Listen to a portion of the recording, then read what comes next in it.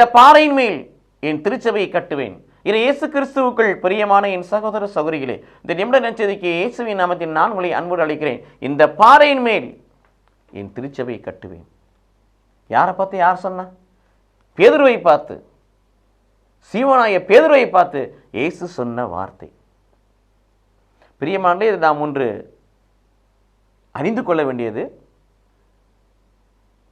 பேதுரு மேல திருச்சபையை கற்றார் இல்ல, பேதுரு வழியாக இந்த திருச்சபை உருவாக்கப்படுகிறது.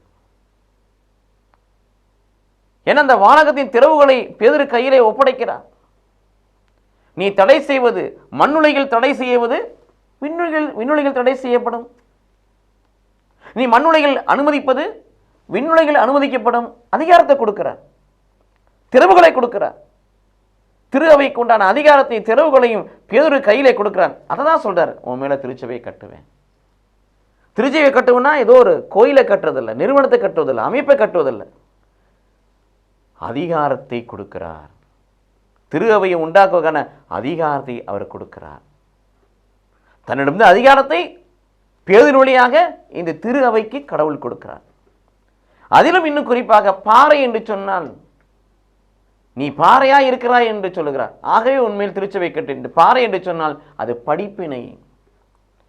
மத்தையில் வாசிக்கிறோம் அல்லவா, பாறை மேல் கட்டப்பட்ட வீடு வெள்ளத்தால் சேதப்படுவதில்லை, மணல் மீது கட்டப்பட்ட வீடு வெள்ளத்தாலும் மழையாலும் சேதப்படுகிறது. ஆக படிப்பினையில், கடவுளுடைய வார்த்தையின் அடிப்படையில் படிப்பினையில் கட்டப்பட்ட வீடு சேதப்படாது. ஆக இங்கே பாறை என்பது பிரியமானவர்களே படிப்பினை.